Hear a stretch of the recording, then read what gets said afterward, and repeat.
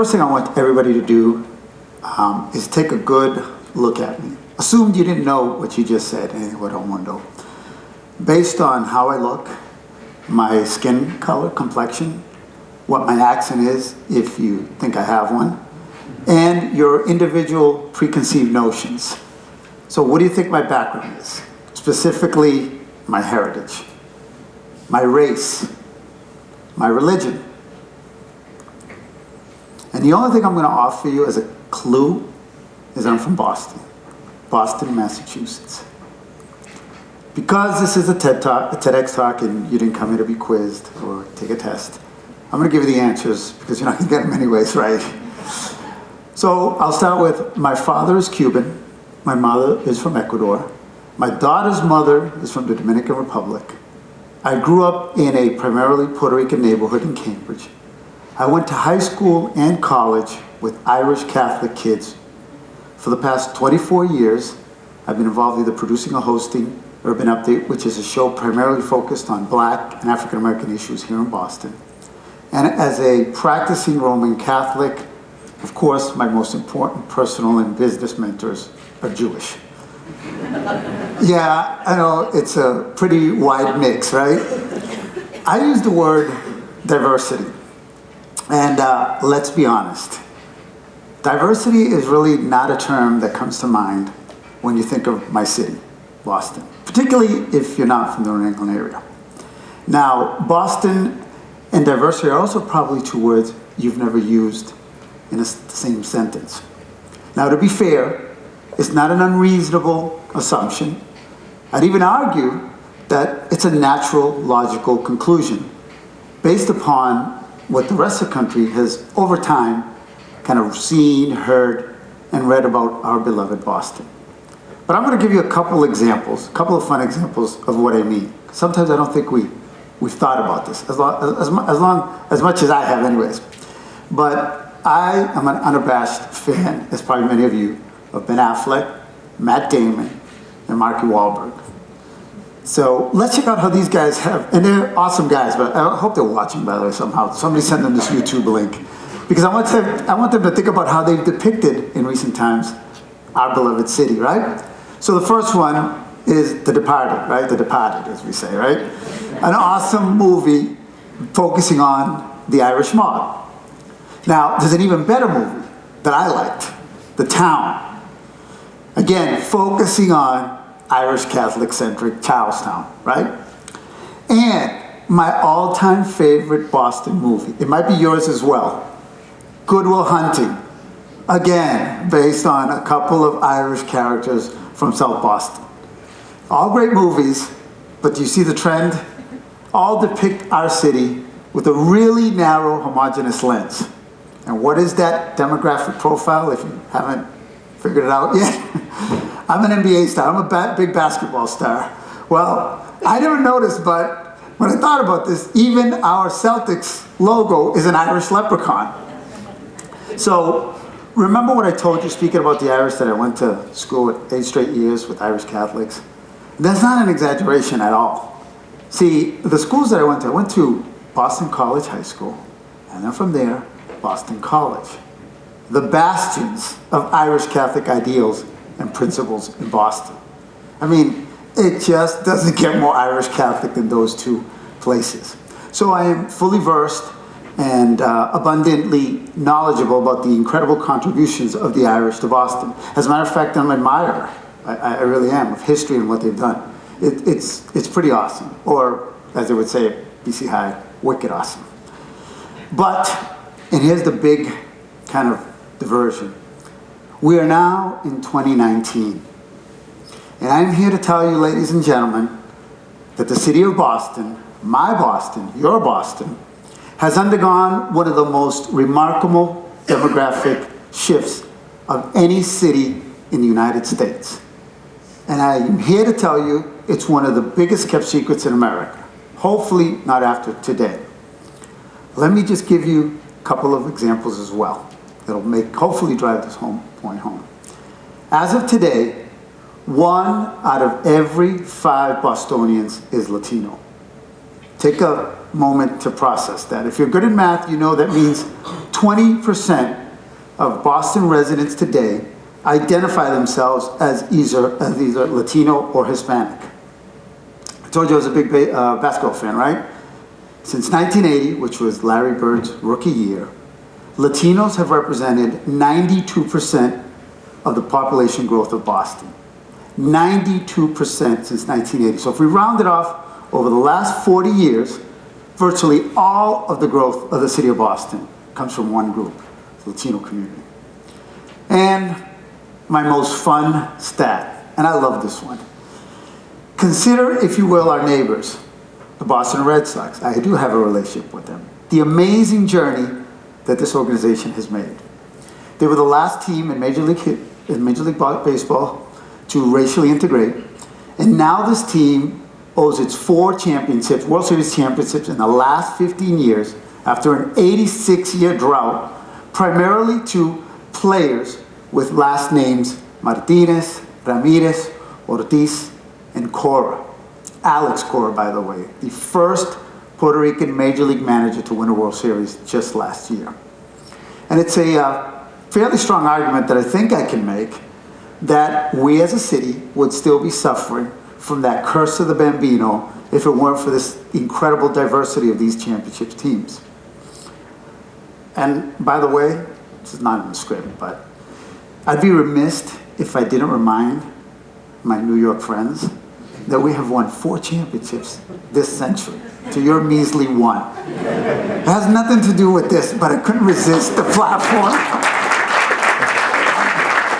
I knew that I was going to get an applause. Where was I? Okay. So as you can see, even the most iconic Boston trademark, the Boston Red Sox, has an undeniable Latino flavor. As a matter of fact, I've been saying this for years. Our team is no longer the Boston Red Sox. It's Los Medias Rojas de Boston. At least for 20% of Boston, right? So back to kind of the original question, right? Juan Carlos, what does a typical Bostonian look like? I don't want to put you on the spot, because I know you don't know the answer. It's not only very difficult, but I would say it's impossible to answer. If I asked my friend Joel, he would have no idea.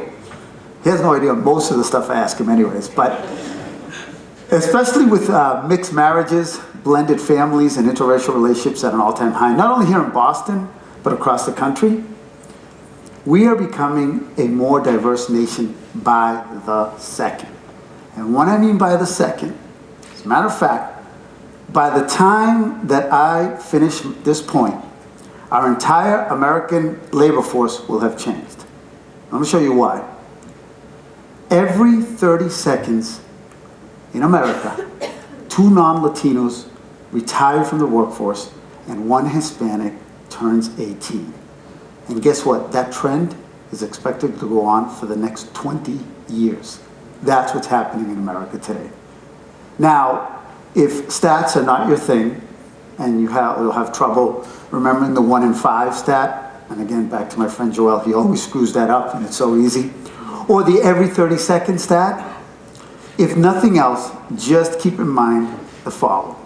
I promise you this.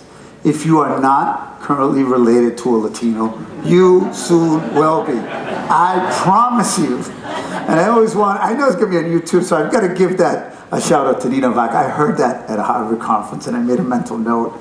And I just thought, again, that's the only thing I remember from that conference. So what does that mean?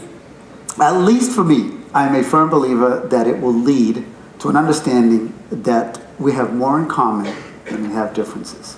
Forget about what you see on Facebook. Forget about what comes out of the White House. Forget about identity politics. It is one of my fundamental beliefs that I have learned from living here in Boston, where I've come across such a wide range of people, so many different backgrounds, and has taught me time and time again. My friend Ron Lobel is here to confirm this, that we are really not that different from one another.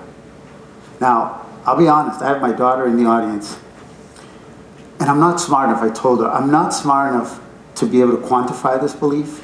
I can't present evidence. Somebody had said during these practices, you should try to quantify that. Give us some evidence. I tried. I can't come up with empirical data to back this up. Somebody probably can.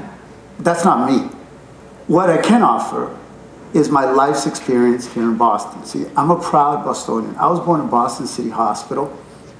I went to Boston College, high school, Boston College, worked with the Boston Red Sox, worked for Channel 7 Boston. The name of the company is Mundo Boston. I actually, I just made this up, but I go around the country saying, Mr. Boston is not Irish. He's Cuban, Ecuadorian with a Dominican kid.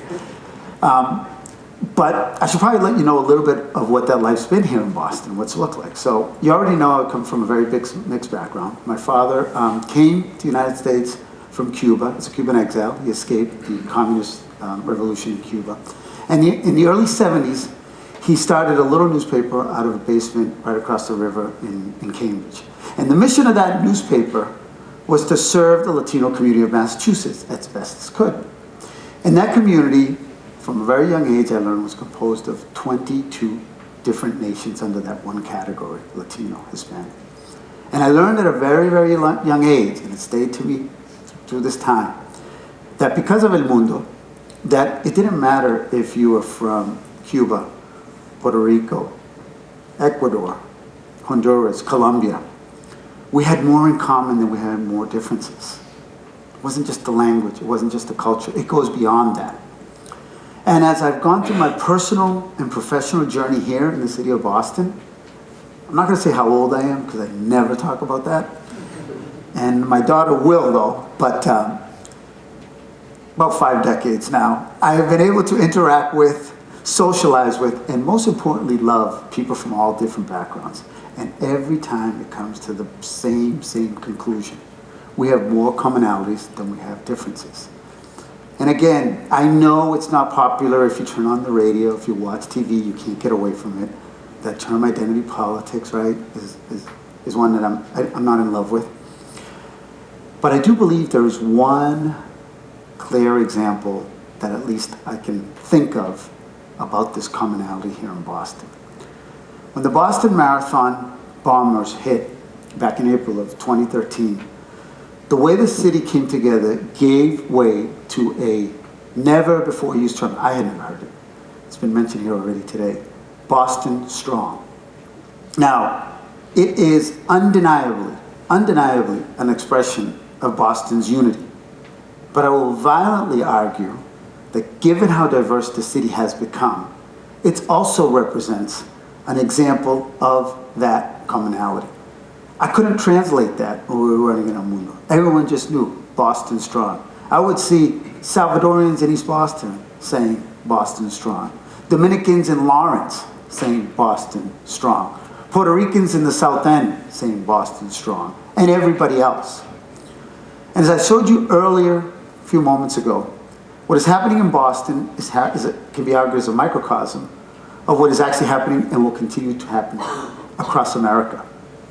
So now that I've talked a little bit more about how diverse our great city is, maybe you might know a little bit more about this diversity than you did 10 minutes ago.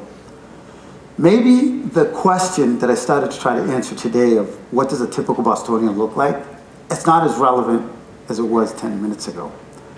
Maybe the real question, and one that I would like my daughter to hear, is, and try to answer is, the real question and the bigger question, and maybe the more important question may be, what does a typical American look like? And I will definitely leave that one for you to answer, not me. Thank you.